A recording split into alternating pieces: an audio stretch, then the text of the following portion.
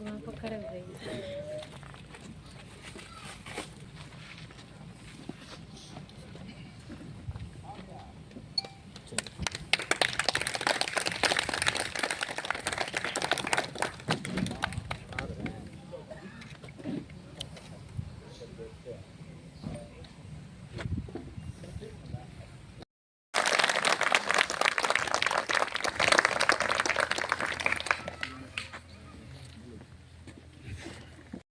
एक मेरे दूसरे पिताजी ने मुझे आर्थिक रूप से बहुत मदद किया। उसी के साथ साथ मेरे जो गाइड सुपरवाइज़र उन्होंने भी मुझे बहुत अच्छे से मदद किया।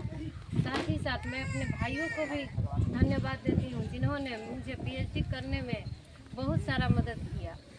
हर तरह से आर्थिक रूप से हो या शारीरिक रूप से हर जगह जाने में मेरे साथ खड़े रहे।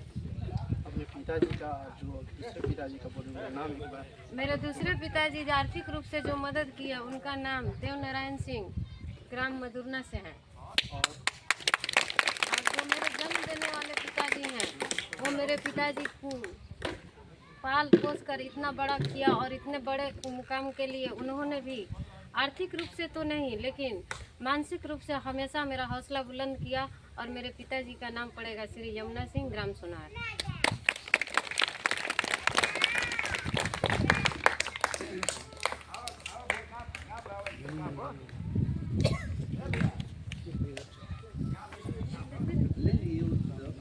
सर्वप्रथम बुद्ध विहार के प्रांगण से मैं आपका हार्दिक अभिनंदन एवं स्वागत करता हूं।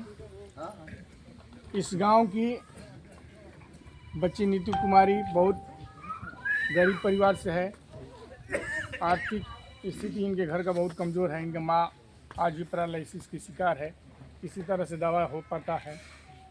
उस कठिन परिस्थिति में अपने हौसला को बुलंद रखते हुए उन्होंने ठान लिया था कि हमें किसी तरह से पीएचडी की डिग्री प्राप्त करना है। कोचिंग कराकर ट्यूशन पढ़ाते हुए उन्होंने अपने पढ़ने का प्रयास किया और उनको सहयोग करने के लिए भी कुछ लोग हमेशा सहयोग करते रहे और उत्साह बढ़ाते रहे। इस तरह से उन्होंने इस गांव का नाम रोशन किया, पंचायत का नाम रोशन किया और प्रखंड का नाम रोशन किया। इसके लिए हम उनको बहुत बहुत धन्यवाद। सोनार पंचायत के पैक्स अध्यक्ष भी मौजूद हैं, तो आइए उनसे भी बात करते हैं कि नीतू कुमारी के बारे में क्या कहते हैं। मैं उस बच्ची के बारे में यही कहूँगा और मेरी शुभकामना है कि वो हमेशा आगे बढ़े और आज गांव का नाम रोशन किया है। इसी तरह से प्रखंड, जिला और राज्य में अपनी प्रतिष्ठा को स्थापित करे, जिससे हम लोगों का भी हौसला बुलंद होगा और हमारी शुभकामना हमेशा उनके साथ रहेगी कि वो आगे बढ़े। और मौका सबको मिलना चाहिए। हमारी बहनों को समाज से बाहर कैसे निकलेंगी, जो इन्होंने उलझने बताई वो उलझने ना आए, इसका प्रयास हम सभी को मिलकर करना होगा। और हमें महात्मा बुद्ध ने जो उपदेश दिए, जो पंचशील दिए, अगर उस पंचशील को हम अपने अंदर धारण करते हैं, ज्ञान सबू को है, उसका पालन कितना करते हैं यह महत्व रखता है। तो इस ज्ञान को धारण करने की आवश्यकता है। और आज जो ये संस्थान कर रहा है शाक्यमुनि बौद्ध विहार, वो अपना पहचान बना चुका है और यहाँ के लोग इन चीज़ों को धारण घर से बाहर जाने के लिए भी 10 बार सोचना पड़ता है। अगर एक बार जाओ तो हमारे ही गांव की क्यों ना हो, चाहे हमारे ही घर परिवार के लोग क्यों ना हो, पहले तो कहते हैं कि मत जाओ। क्यों? क्योंकि बाहर के वातावरण सही नहीं है। लेकिन फिर भी हमने इतनी बड़ी उपाधि प्राप्त की। आप लोगों से यही निवेदन भी हम करेंगे कि अपने बच्चियों को जब बाहर जाने से रोकने से पहले अपने बेटों को भी समझाइए कि नहीं, आप पहले सब बच्चियों को अपने ही निगाहों से, जैसे हमारे घर में अपने बहनों को समझ रहे हो, वैसे बाहर भी समझो कि नहीं वो तुम्हारी बहन है।